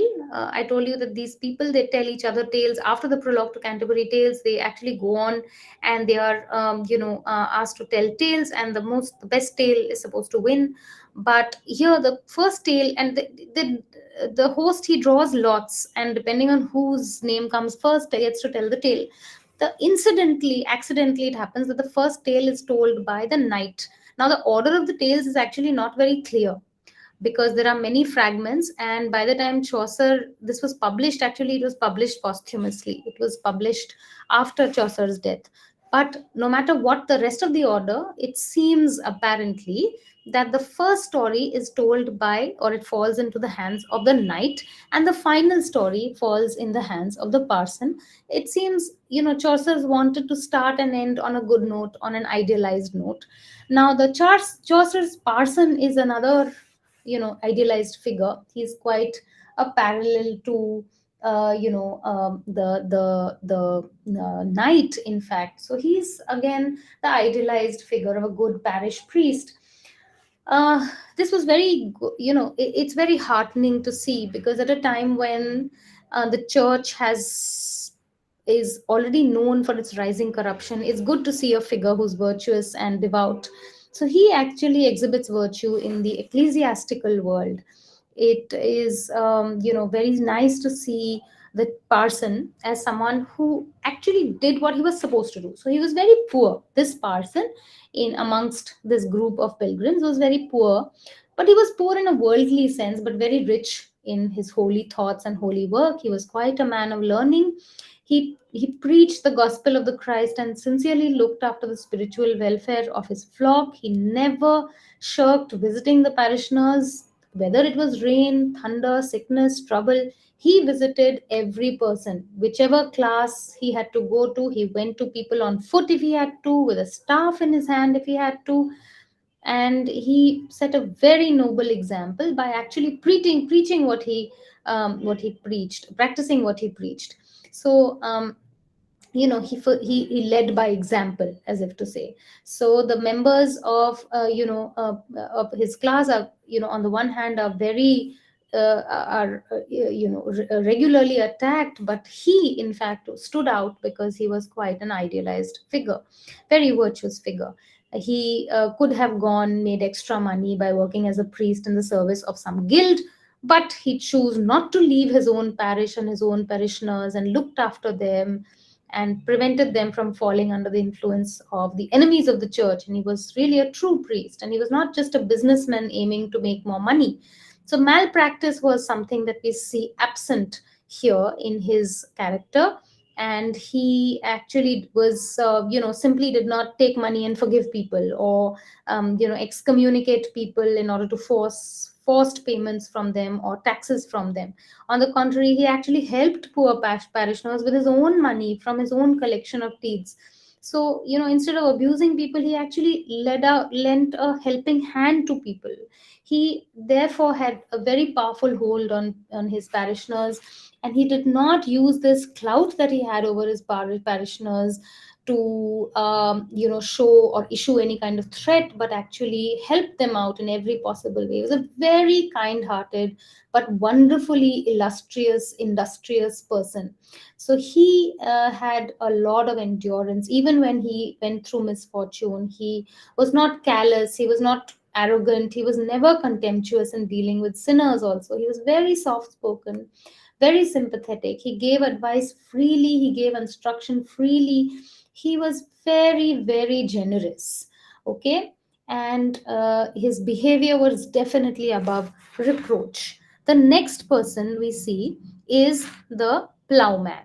The plowman is the parson's brother. And just like the parson's brother, the plowman too is okay, the plowman too is his relationship. The plowman actually, they're very virtuous people. Just like the parson, he's also the parson's brother. The plowman is also quite a virtuous person. He had worked for a long time. He had conveyed cartloads of dung from one place to another. He had lived a life of peace and charity, and he was quite devoted to God. And if he had to help somebody in digging, in repairing a ditch, or in digging a ditch to help a poor man in the name of God, he did that. He paid his taxes perfectly honestly. And this is what you see, in the plowman. It's a tribute to his artist's impartiality, objectivity, to actually rise above political prejudices, and give a very, Chaucer gives a very admiring account of the representative of the peasantry, in fact. Now, the next figure that we will discuss is the miller. Now, the miller, if you see, the miller is, his clothes are not very important. Okay, his physical, his his if you see his portrait, the most important thing about him is his physical strength. He's a very stout fellow. He has very powerful muscles, large bones, and the strength of his body, he proves it wherever he goes. He goes to wrestling matches, he always wins the prize. He has very broad arms, he's thickly built, and he can break open the door by striking, ramming his head against it. On the tip of his nose, he had a wart. Again, see, these are idiosyncrasies. These are little individual things.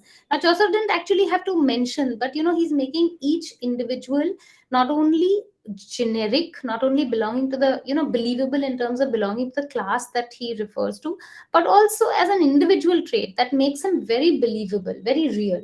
So it says, that he, on the tip of his nose, he had a wart, and on that wart grew a tuft of red hair, and he had a large mouth and large nostrils, and he carried a sword and a buckler by his side. So the general effect you see is that, he's a very robust physique, and you are reminded here of the completely contrasting figure of the clerk of Oxford, who's very lean and hollow cheeked.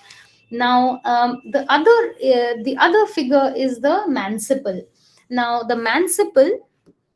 Okay, now I have to hurry up because describing all these characters is taking a lot of time, and then I also have to move to nuns, priests, tale. So I'm going to try and hurry up now.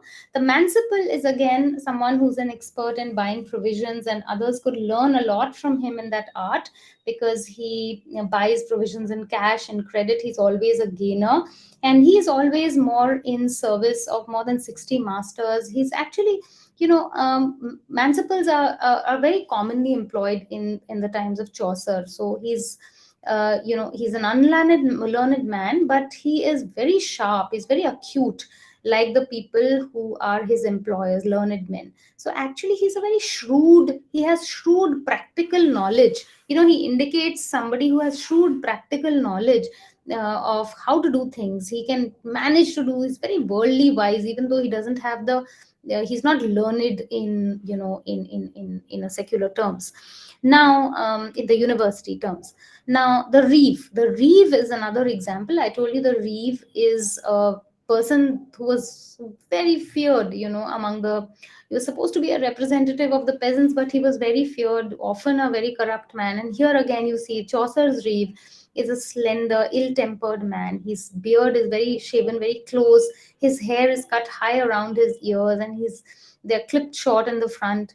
And here, a very detailed. You're not given a very detailed physical description of the Reeve as you get of the miller, but there is enough detail to give you a notion of his personality. So thin people were supposed to be very ill-tempered, very easy, very irascible, easy to get angry. And thin people were also supposed to be very sharp-witted, very good memories they were supposed to have. Again, I told you about physiognomy, so the way he looked was supposed to be an indicator of what he was. And the Reeve was quite a double dealer. He could maintain a granary, he could maintain a store with such skill that he could easily be, he could any auditor could not really detect his tricks. He kept such an account in such a way that nobody could know what tricks he was up to, but he was quite a trickster, and quite an unscrupulous person. Now, the summoner is supposed to be someone who is supposed, again, the way Chaucer actually indicates the summoner is that the summoner was morally corrupt. Okay, so he was supposed to, if you see the description in detail, it's a very interesting discussion of the summoner. um, he's He was supposed to be an officer who asked delinquents to appear before the ecclesiastical court. But Chaucer, if you see the way Chaucer depicts the summoner, he chooses the summoner's ailments with the contemporary medical explanations of them in mind. So, for example, the summoner is portrayed as having a pimpled face, a very fiery red complexion, very scabby brows, a very shaggy beard, and there was no medicine, no ointment or cream that could cure him of his pimples or of the lumps of flesh on his cheeks. Children also were afraid of his face. He was so ghastly, abhorrent looking. And the summoner had very coarse tastes. He was fond of eating garlic and onions and leeks and tasting strong red wine like blood, that kind of bloody red wine. And Chaucer actually, in fact, is quite makes fun of him in that sense by pointing out that when the summoner was drunk, he would speak no word but Latin, and Latin which was all wrong, all pretentious but wrong Latin. And he also was, wouldn't flinch before taking advantage of a young girl. He was not at all afraid of the archdeacon's curse. He was completely unscrupulous when it comes to dealing with people, and especially with girls and young girls, and very gluttonous in his appetite, and also not good in health. Quite a lecherous, hypocritic, impious, person with a lot of gastronomic excesses and physical ailments. The next and the final figure that we will discuss is the pardoner. And the pardoner, medieval pardoner, the main occupation of the medieval pardoner was to sell indulgences. That means that if somebody is to be punished or repent, or if they want to repent, they can, remit a certain payment. And so, in that sense, this pardoner sold religious relics. He also did some preaching, and the sale of indulgences was actually a very abused practice at the time. And finally, it had very little to do with repentance, actually, because indulgences were of various degrees. They were sold for various prices. And how would one, we could just commit as many sins and then hand over a certain price and to the church, and dishonest pardoners always managed to keep it for themselves. So the Chaucer's pardoner, he had a bag full to the brim with indulgences, which he claimed to have bought directly from the Pope at Rome. And he had in his possessions very, articles which were very, very supposed to be holy relics. Like, he claimed that he had a pillowcase which belonged to Virgin Mary's veil, and he said, "Oh, this piece of canvas, this piece of cloth is Saint Peter's seal." So, I mean, he just, had these bogus relics. And if ever he found a poor person in the countryside, he just made a lot of money from them. So he was a very pretentious and insincere and trickster, and he befooled people, and he managed to get to fool people. So he was quite a fitting companion to the summoner. Now, of course, there's a lot more I would love to discuss, but I'll have to cut short my description here, and I will have to move to the next topic, which is the nun's priest's tale. And I'm going to just briefly, for your sake, I'm going to, discuss the nun's priest's tale to you. The nun's priest's tale is basically a tale about, it is basically a beast fable. And what you see here are characters who are uh, you know uh, you've often heard of the beast. It's based on the Aesop's fable kind of structure. So there's a very poor widow. She lives in a small cottage with two daughters, and her possession is a very noble cock whose name is Chanticleer. And this is a rooster who's very beautiful, and nowhere in their land is a cock who can match him in crowing. He crows really beautifully. He's a master of crowing, and he's also the master of seven lovely hens. So the loveliest of these is beautiful and gracious Lady Berthelot. She holds the heart of Chanticleer, and she shares in all his glories and all his problems. Now, one day, one spring morning, Chanticleer wakes up from a terrible dream, and he sees this dream of a beast roaming in the yard trying to seize him. And this beast's color and markings were just the same as that of a fox. Now, look at this. He's seen this dream, and in his dream, he's seen the fox.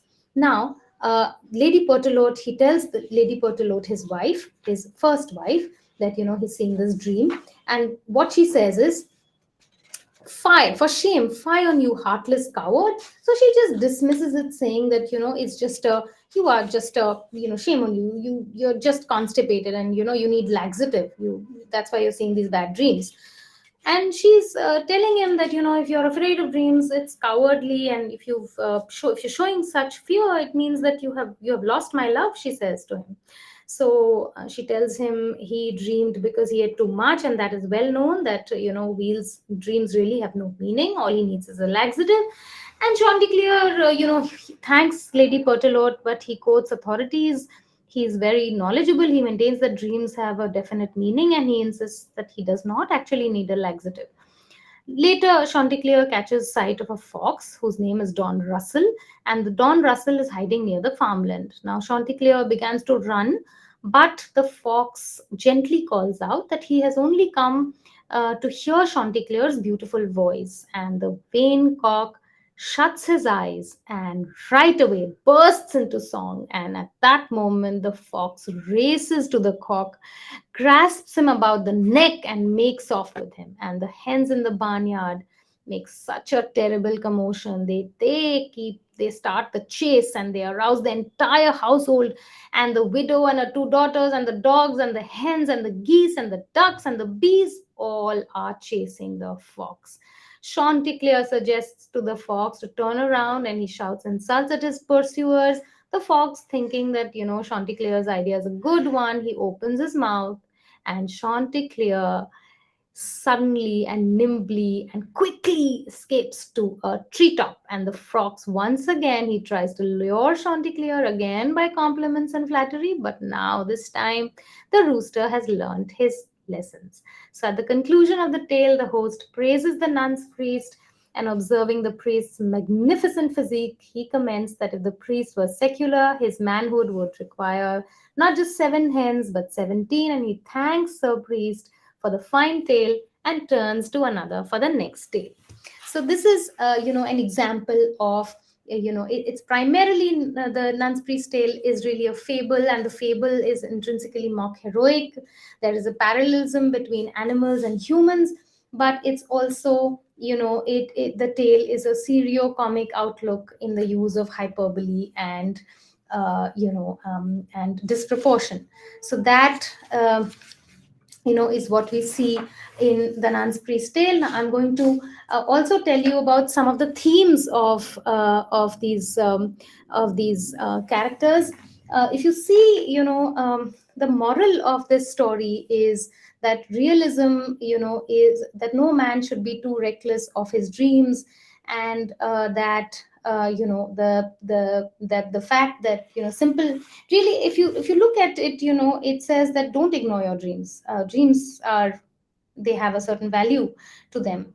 And also there's a debate on dreams, depending on the characters, and the dream really becomes a vehicle to present the characters of the cock, Chanticleer, and Pertelote, the hen.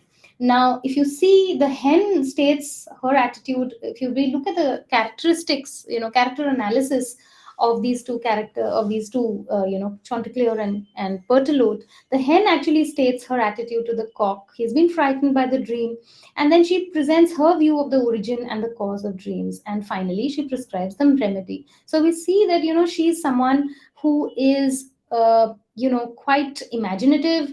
She is quite, someone who, at the same time, can convince her husband, and yet her, understanding is rather limited, because we see that the cock in fact ignores her advice and falls into, takes her advice and falls into trouble because of the advice that she gives him. And she is dismissive of the cock's learning, which is not a good thing. But the cock is actually more elaborate and yet more educated in his presentation. He uses stories, anecdotes, and learned references in support of his point of view. He appears to be very self-centered, but actually he's the sufferer. She in fact has very little sympathy for him, but she's also very practical. She takes what she regards as the necessary steps to help him. She immediately jumps to action when she knows that he's in trouble. So you see that, the self-pity of the cock is actually matched by what ironically looks like the heartless attitude of the hen. And there are some major themes of this tale. The first is that simple life and the plain diet, the very religious attitude to poverty and wealth on the one hand. So poverty on the one hand, when the nun's priest is living a very impoverished but simple life, and on the other hand, what wealth and ostentation can do. Wealth is regarded as sinful, in fact. Now, also, this story deals with the medico-scientific view of dreams, contrasted with the popular superstitious view of dreams. Man-woman relationship, and at one point in the narrative, it says, there's a very, Chanticleer actually is in his replies to his wife, has a very long-winded and pedantic in his replies to his wife. He is very proud and amorous, and especially he's also a little scared of his wife. At one point he, in fact, consciously mistranslates a Latin sentence where, it says mulier est hominis confusio, and this sentence is from the Gospel according to St. John. It actually refers to, women, like women can get men into trouble, but actually he translates it purposely to his wife, not to get her, not to rub her on the wrong side. He says, well, women are the joy of men's life. So he sort of mistranslates it because he doesn't want to. He's a little scared of his wife. And so we see that, the story is also a description, an illustration of free will and predetermination. Fate and destiny, for example. Is everything predetermined, or is fate likely to determine our destiny? Now, I think I will stop my discussion right here. We have about few minutes before we can take a few questions. I'd like to take a few questions, and so I would like to take a few questions. If there are any questions, please let me know.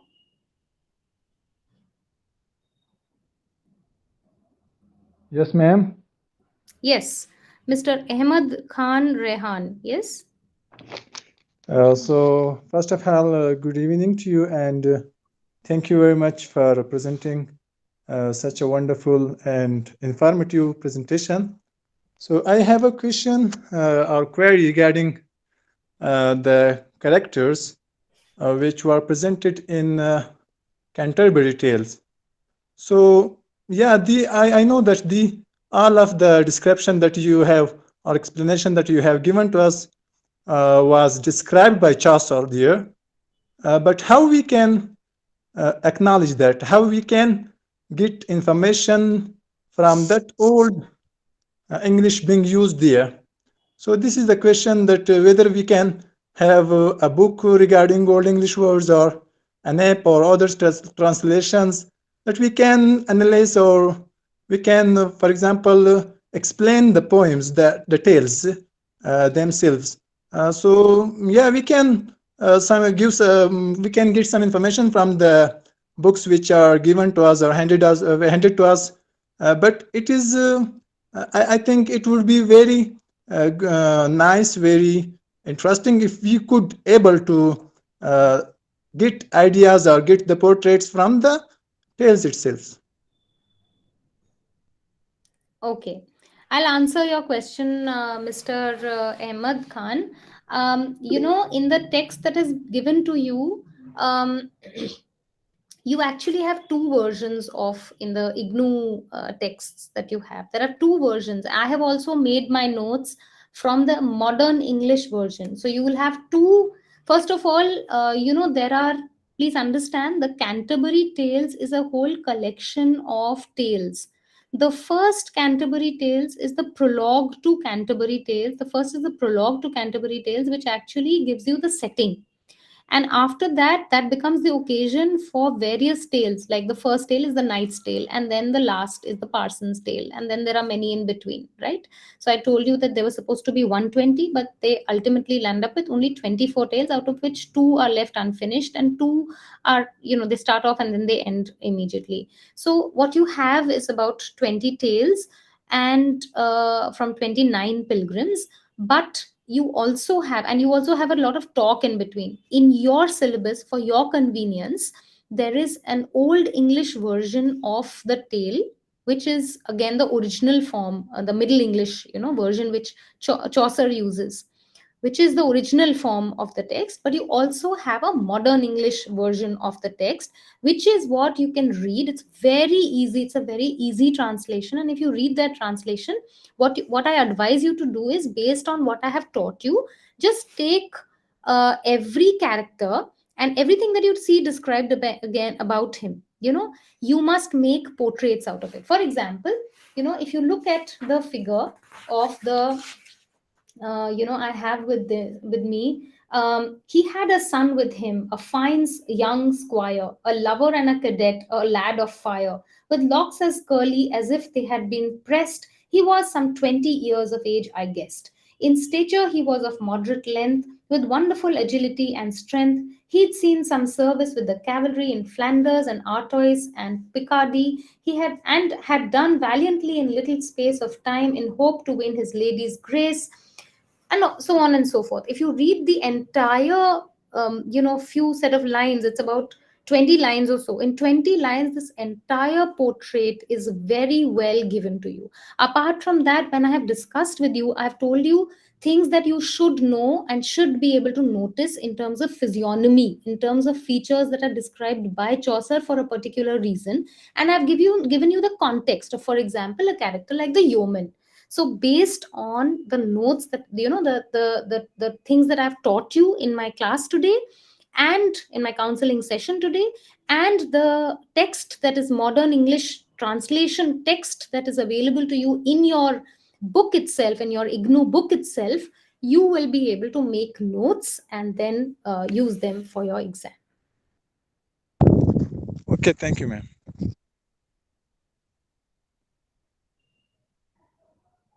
Anyone else?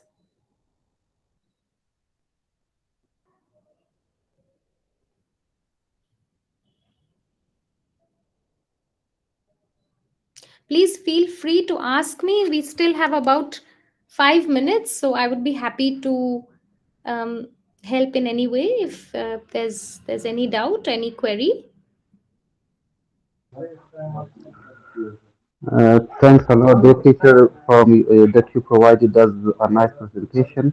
So there is no query we have now. If you tell us a little bit about the assignment or the exam, so we some of our classmates they are worried about the assignment and our exam. So if you tell a little bit, so it will be better for us. I'm sorry, Mr. Syed Ahmed Anis. I could barely hear two lines because your voice was echoing a lot. Um, I could hear that you said that there is no query. If there's anything else, So, Yeah. madam, I can I translate what you said. Yeah, please continue, sir. So, okay, madam, he said that how we are going to, for example, give exams, and it will be online, I know that. And what about the time, and what about the questions, and what about the assignments? So, can you put a little glimpse on that? So it will be nice. Mr. Ahmed, Yeah. those details, yes, Mr. Syed Ahmed and Mr. Ahmed Khan, those details will be given to you from your center. This was a counseling session from my side on a certain topic. So other details related to your, presentation of your assignments and your exams, those will be given to you separately. Okay. Okay, thanks. Okay, Mr. Habibullah would, I think, like to come in. He would like to say something. He has raised a hand. Yeah, first of all, good evening, the professor. I have one question, and that refers to age of Chaucer. So, as you mentioned about the Hundred Years' War between England and France, so we have seen so many impression and influence by France on England as coming to literature, right? For example, as stories and other uh, literary forms. So, but in coming to French, I think there is no impression from England or from English to French literature. Is there any impression here also? That's a very interesting question, Mr. Habibullah. All I can say is that I'm not aware of French culture and French knowledge, and it would be inappropriate for me to comment on the English influence on France because I would not like to give you an answer which is half baked. Okay, so I can tell you that in 1062 the Normans came and occupied. There was there was a Norman conquest of England, and when that happened, there was a huge influence and influx of French culture, as you rightly pointed out. And all through these years, till all through old English period, there was a huge influx of French words. Now I'm just giving you something which is, which might be additional knowledge to you. What happened was that, a huge number of French words from French language and French culture were added. Now, at this time, English also was, there was no one standardized English. See, in any language, in any culture, there has to be one standardized language, one standard language, right? So it's only in Chaucer's time that the Middle English variety of English was being used by Chaucer, and eventually it, a huge amount of vocabulary, with England rising in its cultural importance globally and especially in Europe. you know England became an important nation as such. So this rising importance of England led to a rise in the need for a national language to emerge, and this national language had to be a standardized version of English. So this was the East Midland variety of English. Now this is a little separate, but I was talking about the Norman conquest of England, and with that French culture, and in 1066. Now when that happens, it's a lot of, so what happens is that aristocracy and the aristocratic world starts to use the royal, in the royal circles, French becomes the language of dominance. A lot of words in French become the language of dominance, but still Latin is, in a big way, the main language. However, English is still spoken. English is still spoken. Different varieties of English, vernacular Englishes are still spoken locally. So that does not change.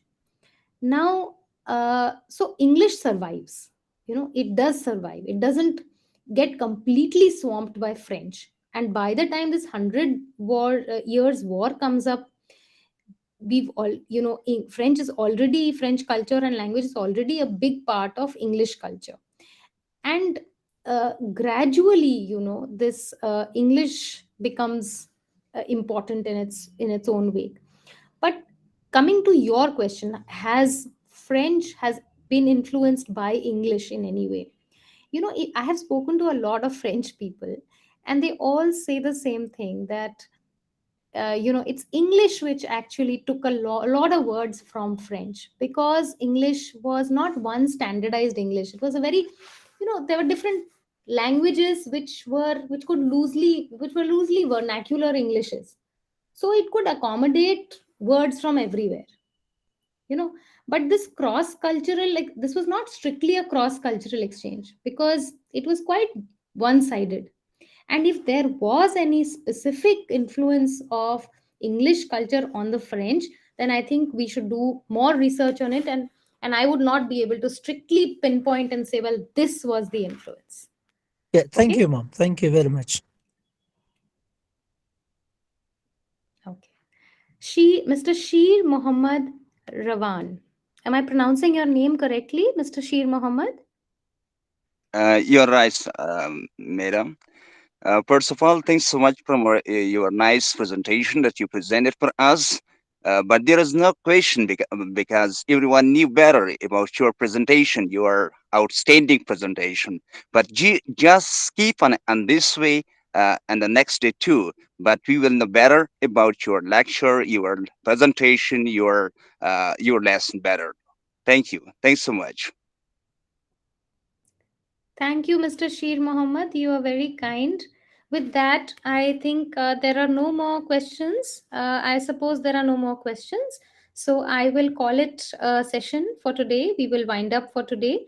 And I think we are likely to meet again sometime this week, maybe on Thursday, for another session on another subject. And for now, I will take your leave. Um yeah, I will take your leave. Okay, so I'm ending the session. Thank you for your patient hearing. Okay. Thank you, Professor.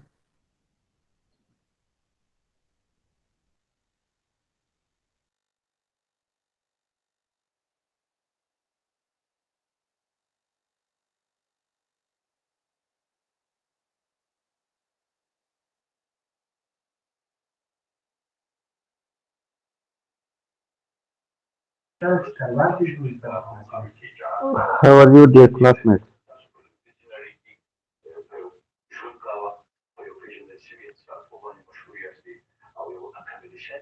We are fine. Ajisaf, how are you? I'm fine. How about you? The question you asked from the professor, I think that Yeah. didn't belong to her. So I think the decision, the lecture was just belonging to her. So we might ask this question from, we can say the counselor, okay?